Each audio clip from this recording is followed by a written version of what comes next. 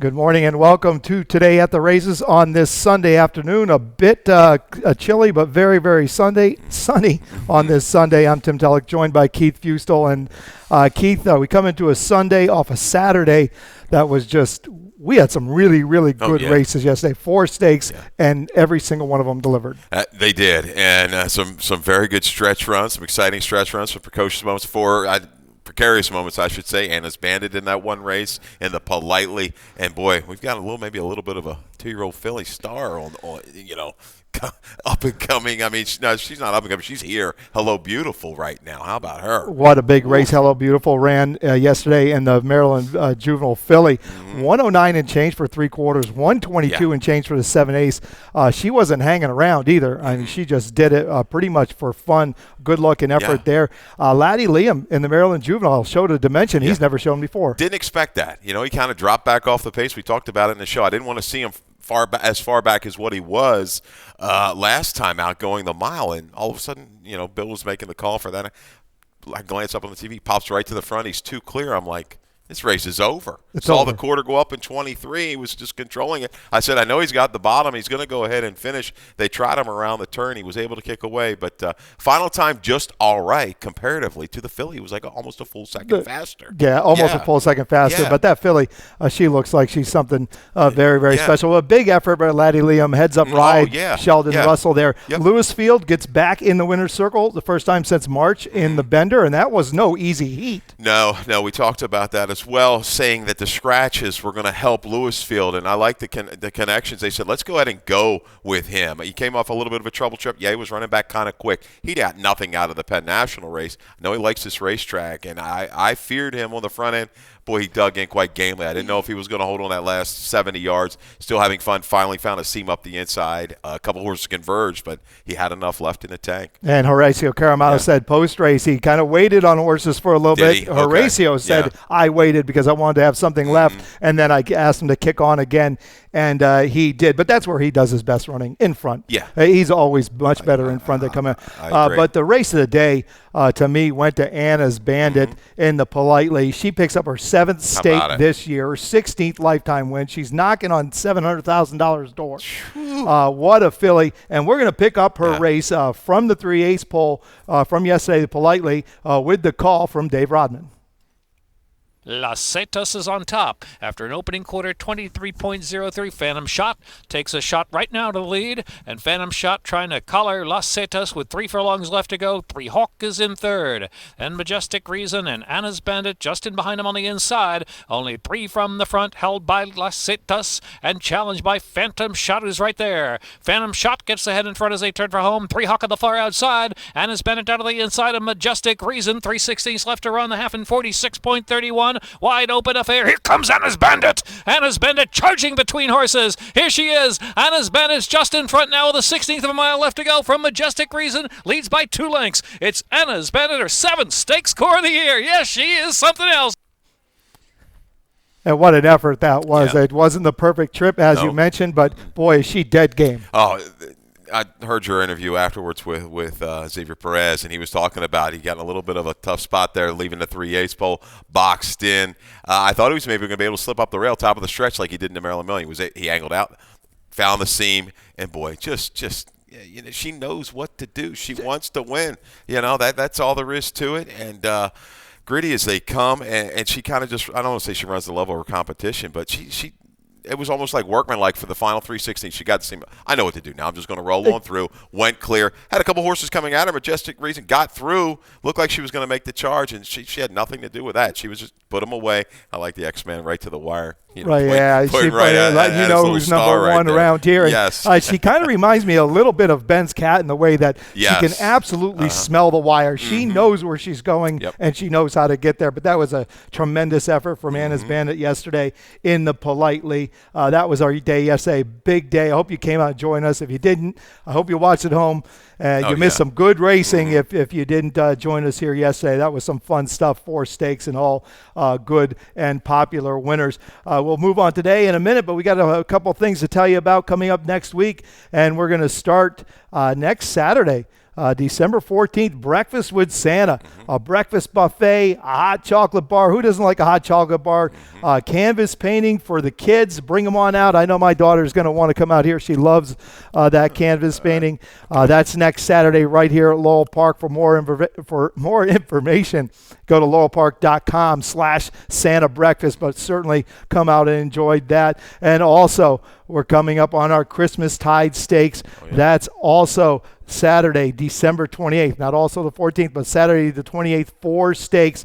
The $100,000 Dave Friends, the $100,000 Willa on the Move, $100,000 Native Dancer, the Heft Stakes worth $100,000, and the Gin Talking worth $100,000. So come out here on the 28th of December. That'll kick off your New Year's Eve weekend just right. How about it? Lots of action, man. I'm going to have to get prepared.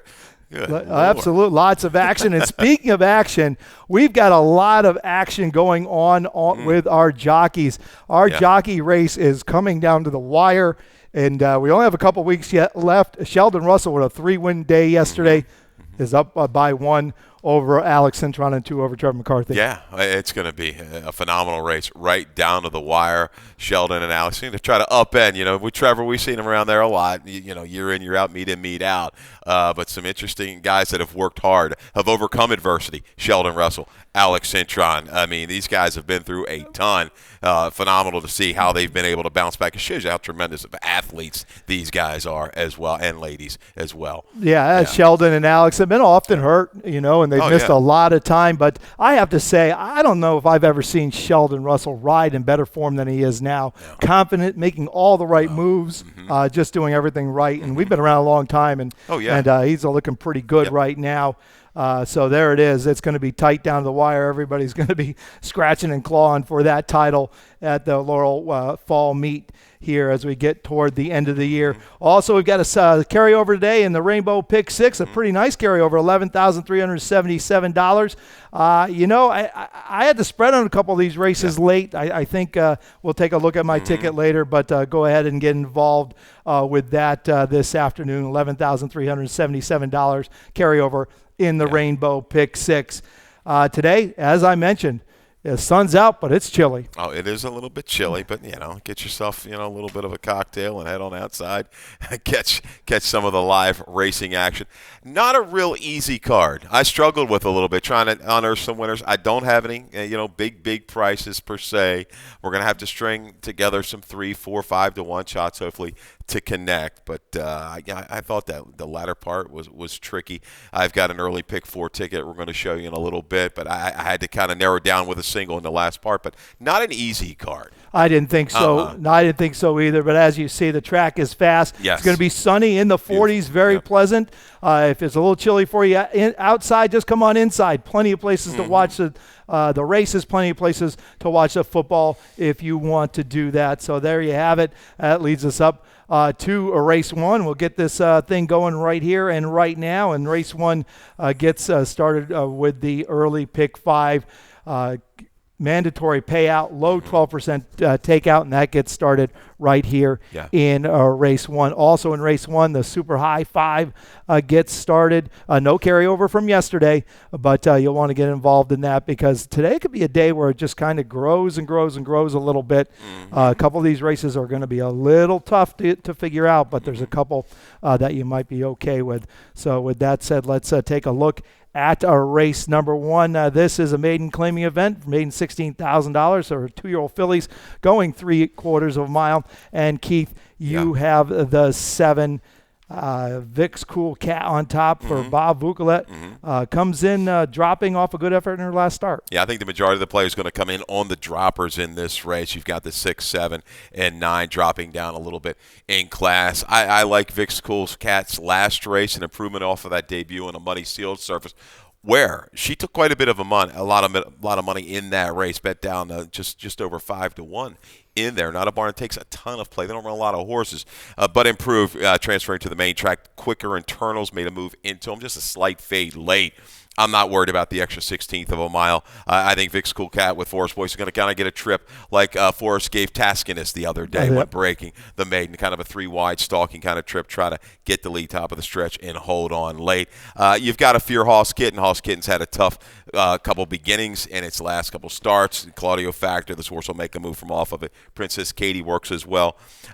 You've got the 3 on top, the first-time starter, and looking at the breeding, Tim, its bottom side has produced plenty of winners and plenty of debut winners. Well, in this particular race, and a lot of these races, especially at this level, maiden 16, I always look for these horses, first-time starters. We know what the others can do. Vic's Cool Cat improved immensely when he got to a fast track in her last start. But I'm going to take a shot on Keeper in Spite, first-time starter for Mike Trombetta. He's doing very well this year with his 2-year-olds. And this one comes in working very, very well for this maiden 16 level. Nice 5/8 a mile of work on November 23rd, 101 and a bit of change, and a good gate work recently up there at Fair Hill. So I'm going to take a shot at Keeper in Spite for Larry Johnson and Trevor McCarthy, and maybe Trevor McCarthy can pick up a win here. But I just like these horses that are sensibly entered, that are working pretty well, because it's not going to take a whole lot to win. Well, we know Larry Johnson has a lot of horses, and he has every right. He can just kind of put them where they feel.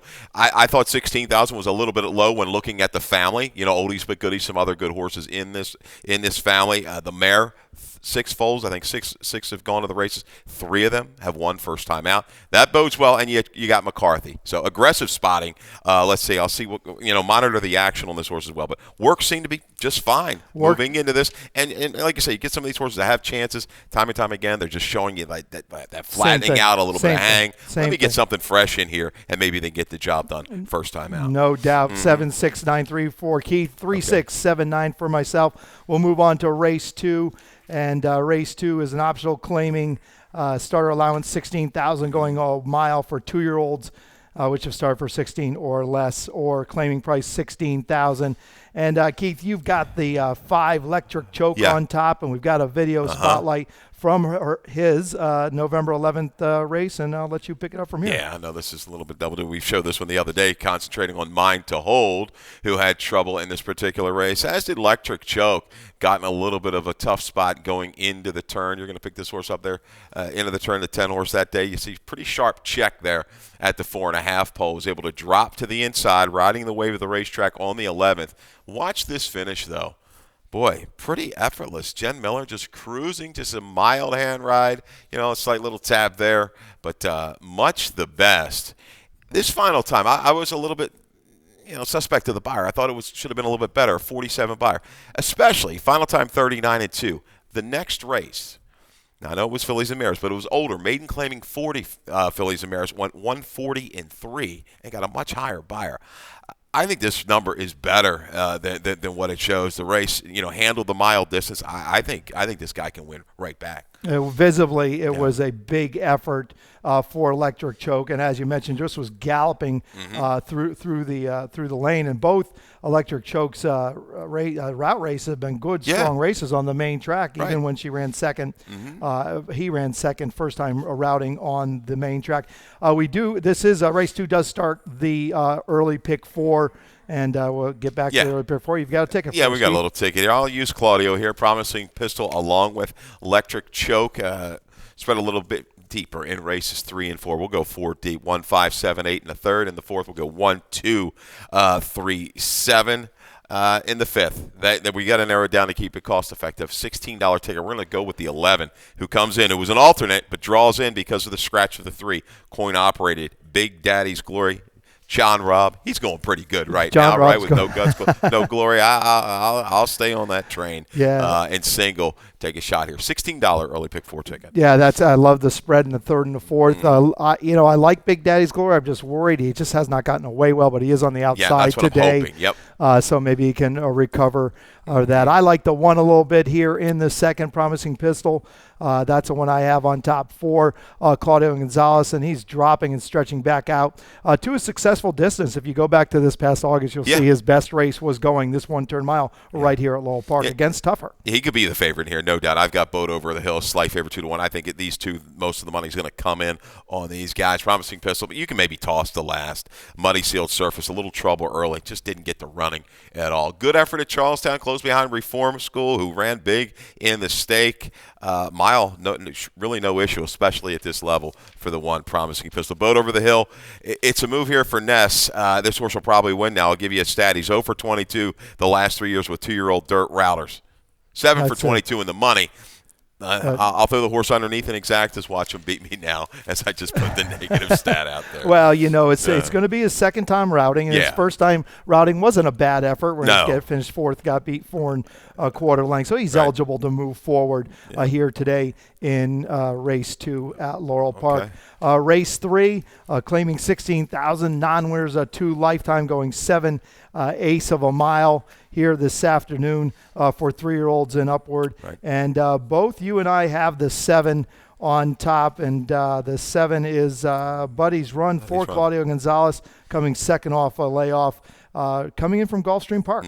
I think this horse is going to be awfully dangerous. We've seen these horses move into Claudio's barn, and they just, you've got to predict. Let's just face it. First time Claudio, they're going to improve a couple lengths. Almost, you saw Instantly. the other day. Instantly. He took 2 horses that were clearly looked like they were going on the down slope, right, out of barns, raised them up. And they just go ahead and whistle. So his training methods work. They win races, lots of them. Buddy's Run, it shouldn't be anything different. He looks like a mid-pack kind of a stalker, make a run into it. Has some speed to target with the 1 Shawnee P and the 3 Blue Danube. Then he's also taking advantage of coming from South Florida in the dead of summer, and now moving up to what is going to be mid-40s today. This horse has probably never seen mid-40s in his whole entire life. That's almost a jolt of cool air. You've seen horses in cold weather, they get the feeling good, and a lot of times when they make that adjustment, that change from that hot weather to cool weather, it makes a big difference. We both kind of like the 1 Shawnee P a little bit, and the 5. You like the 5 Marylander for Lacey Gaudet. I chased him last time. It's again, they held the level off the claim. Second off of a claim has been okay. They're going to try the blinkers on. I think he's going to get a good stalking trip in here, but I was disappointed with his last. He was kind of dead on the board. I thought he would take more. He went off at 6-1. They drop here, but I wasn't thoroughly, impressed with a whole lot of horse. Baysider could close in, but Buddy's Run, one little note on him. That second place finisher out of that November 6th race at Gulfstream Park West came back to winning. I think ran an 85. Might have won an open 12-5 or ran big in an open 12-5 race. So you got the condition here. So he's running against the right kind. Exactly. And 2 next out winners out of that race came and got the job done the next time they ran. Race 4 kicks off the Rainbow Pick 6. We've got a nice little carryover, actually, at the end of the day in the Rainbow Pick 6, and we'll bring that board up for you, fellas. We are race 4 right there. We are $11,377 is the carryover here in the Rainbow Pick 6, which gets kicked off in race 4. I have a ticket, a $57.60 ticket. I go 3 deep in race 4. Race 5, those maiden 10s, you just have to go a little deeper, and I did with the 5, 6, 7, 8. I do single on the 11, dedicated in race 6, first time off the claim for Kieran McGee, and a horse that's going very well. Spread again in race 7. I thought this race was pretty wide open. There's some tough customers in this race, and I think any one of them can win.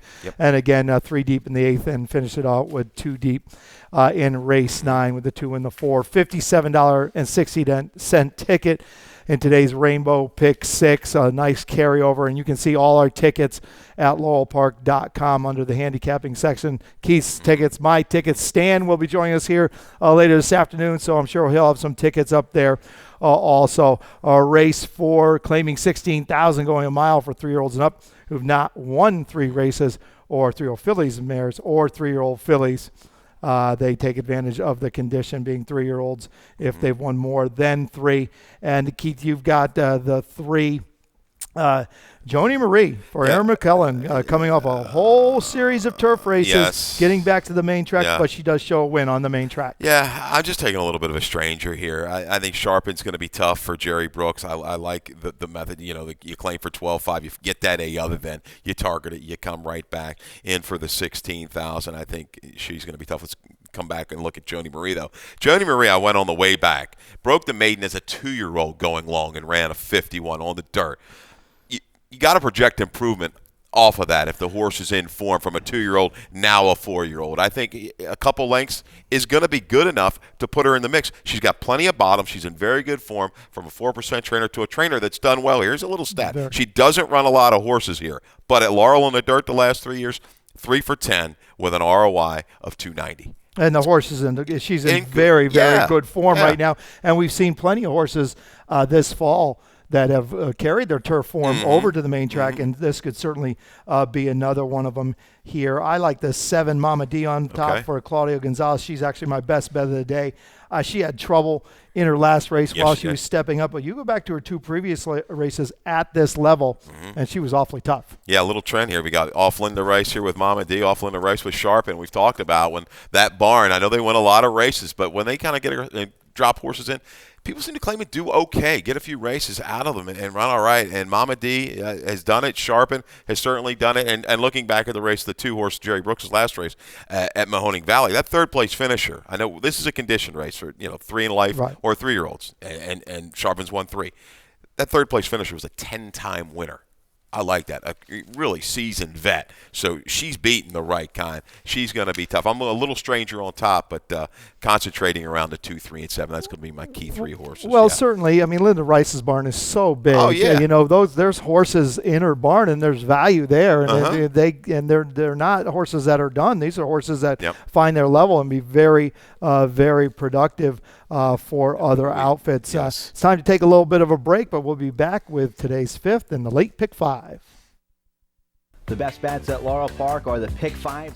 The best bets at Laurel Park are the pick 5s, and we have 2 of them. The early pick 5 starts in race 1 and is a mandatory payout. The late pick 5 is the last 5 races of the day and has carryover potential. Both pick 5s at Laurel Park have an industry low 12% takeout. The pick 5s at Laurel Park, your best bet.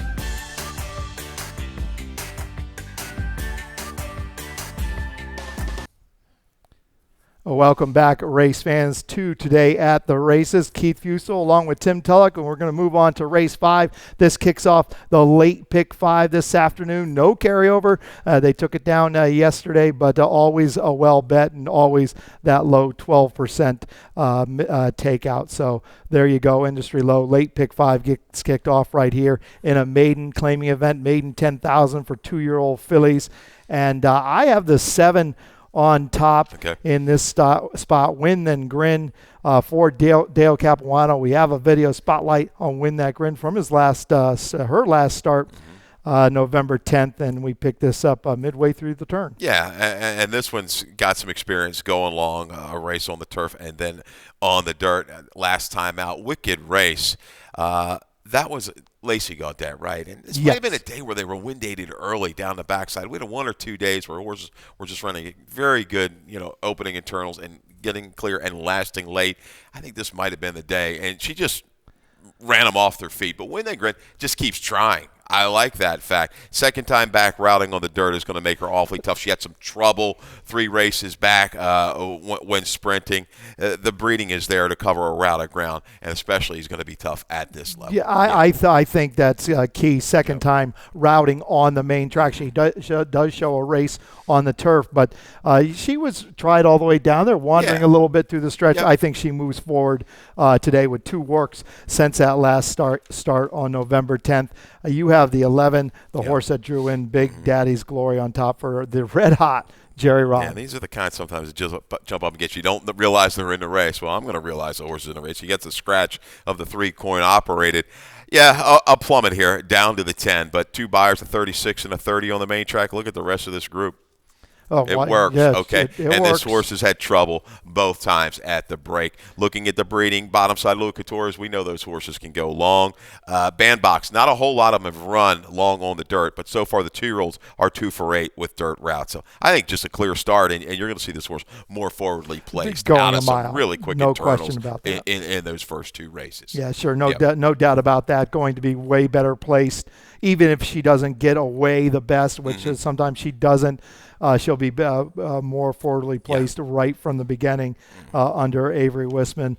No doubt about that. We both have a little interest in the 5 Carousel Marge for Jeremiah Dwyer, stretching out for the first time, but pretty good in debut while sprinting. Yeah, it wasn't bad at all. Pretty good rally by York. We had that horse at a big price. It was Corrales, but yeah, Second Dam was a graded stakes place type going long on the dirt. Maybe you're asking a little bit, too quick, too soon. One sprint and then long. Maybe want to see maybe a 7/8 and then progressing outward. But against this group, I think it's going to be all right for this daughter of Wicked Strong. Jeremiah Dwyer, smaller sample, 1 for 5 and 4 for 5 in the money the past year or two with 2-year-old dirt sprint the route, second career start. And how about our man Jeremiah Dwyer? Congratulations to him with his first graded stakes win. Takes down the Remsen up in New York with Shotsky. Good looking effort up there. And I think that's a Derby point race, if I'm not mistaken. I think it did got some points. But congratulations anyway to Shotsky and all his connections, Jeremiah O'Dwyer, as we move on to race 6. And this is a wide open, 2 sets a date. Yeah. Or never won 4. $5,000 race, claiming race going 1 mile, and both you and I have the 11 dedicated on top. Yeah. And we have a video spotlight from his last start right here at Laurel Park on the 20th November. We picked this one up mid-turn. Yeah, Frida Trump wheeling on the front end is eventually going to come back to win out of this particular race. Cuzzy's Western might have been the day big price Cuzzy's Western, but I tell you what, dedicated sure looked like a winner here. And was just kind of reeling in the leader, 4 and 5 wide. Stone cold winner right now, right? But man, he just kind of flattens out the last 1/8 of a mile. Maybe tried to do too much a little too soon. Absolutely. From the far turn to the 5/16 at this mile distance, and just a little drift and a flattening out. Gets back to the condition today, has some speed to target. You'll see a patient ride, I believe, by McCarthy and try to time it just right. And we've seen Kieran time and time again. He claims he's at this lower level, waits the opportune time, comes back, and can get the score. And I think that's key. And Freddie Beltrocchi is a very, very good rider, but he doesn't ride here often. No. Or often enough to realize that you don't have to move that soon going a one-turn mile here. It's a long way down there. You can sit and wait. And I agree with you. I maybe used a little bit too much horse too soon in his last start. And as you mentioned, Kieran McGee, 23% first off the claim. And very, very good. And I think he moves forward. And I need him to get it done because he's my single in my pick 6. We both have a little interest. You have a little interest in the 10 right next to dedicated or battle ready for Mikey Gorham. Yeah, why not? Coming off a race at Charlestown, but this horse is okay at route of ground, and he doesn't mind a little bit of a fight. I don't think the pace is going to be too tough, and I think he can sit just outside of the speeds, and one of those speeds I think is going to be maybe the 1A, a horse you're going to use. I wish I was special. I think he just hangs around. He can hang around for a piece. He can fight it out at this distance of ground. I'm going to also throw in 40 Acres, who should get a really good ground-saving trip, tuck into the inside and make her run. Flattened a little bit last time, but moving in the right direction here for Robbie Bales. Yeah, I like 40 Acres a bit today. Last 2 races, he's got 2 good races on his form, both going a mile at Timonium, and his last start right here at Laurel Park, 11-10-6, 1A for Keith, 11-1A, 4-6 for myself. The 7th race, going 7/8 of a mile, is a claiming 12-5 event for 3-year-olds and upward, wide open, 12-5 down to 10-5, and you have the old boy, the 3 Miners Quest, who's coming off a win. Has been very, very good form. We have a video spotlight of Miners Quest in his last race from the 3/8 pole to the wire. Really, he's run well. Guy 8 years old, his last 6 or 7 tries have all been good. Even the race at a mile and a turf, we thought that was a little questionable. Tried every step of the way, but gets a really good trip this afternoon. It's a patient ride for Carrasco, who's going to wait and kind of work out. We're finding is able to wear down the Great Provider, and we know he's just dead tough, the Great Provider, at this particular level, anywhere from 7,500 up to 12.5. Look at this finish here on Miners Quest. The old guy wants it through the final 3/16 of a mile, responding to that right-handed encouragement. I think he sits another great trip again. 7/8's not an issue at all for him against this particular group. Tricky race to kind of just visualize the flow of it, though. I don't really know who's going to go. Maybe Lion Lord, maybe Miners Quest. Birdie's Honor showed good speed last time. Does get Acosta on the fence, or Sacred Walk on the fence, and that's the real kind of what do you do with Sacred Walk? Right. Claimed off of Claudio. We haven't seen this horse in about 8.5 months. But I made him a slight favorite just kind of off of that gaudy number. And Michael Merriman's done okay with his claims. He's only claimed a few. He's done all right. But you reach in and grab off of Claudio, it's tough to get those horses to come back. It's tough. It's tough. I mean, you really can they're usually running their very best at Claudio, so there's usually a lot of times there's only one way to go, right. And it's typically not the right way. But we'll see how it all shakes out. I've got the 6 Lion Lord on top. Second off, a bit of a layoff. I thought that was a pretty nice return. And what I like about Lion Lord is this horse can run 7/8 of a mile. His 2 best races of his life, 74 buyers. Those are his best. Both going 7/8 of a mile. Both here at Laurel Park, and both gets a little bit tougher. Not so much for the 16, but in the out of then where he beat where he ran third behind Strati and one and done. So I like him going 7/8 of a mile. It's going to be hard pressed to keep him from just on the lead or just off of it. Looking at his most recent race, a little fresh off the claim there. Birdie's Honor showed more speed than I thought he really ever had last time. He was dead game to the wire. Acosta, I think, is going to go ahead and probably put him into the race early. But Miners Quest, I like. I think he can sit just off of it, pounce. He was dead determined last time and earned it. Is sneaky here, first off the claim for Farrier. Don't think this very sneaky. Yeah, he's run some pretty good races. You break it all down, and this barn has done quite well off the claim. He's going to bring finish at the 7 for a long distance. Yeah, and my notes are right here. I've got numbers are there, results aren't, but these not too far off. A little bit of change of scenery could be all the difference. And Anthony Farrier, 28% first time off the claim, so he does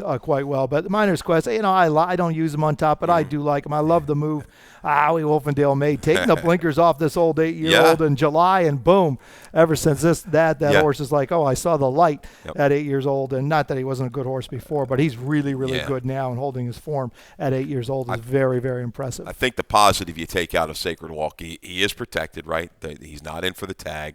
He could be, so maybe they like him enough. And you've got McCarthy. He did attract Trevor. So those are the 2 positives. If he's able to kind of recapture that old form, that he had, because he was an average horse with Dallas Stewart.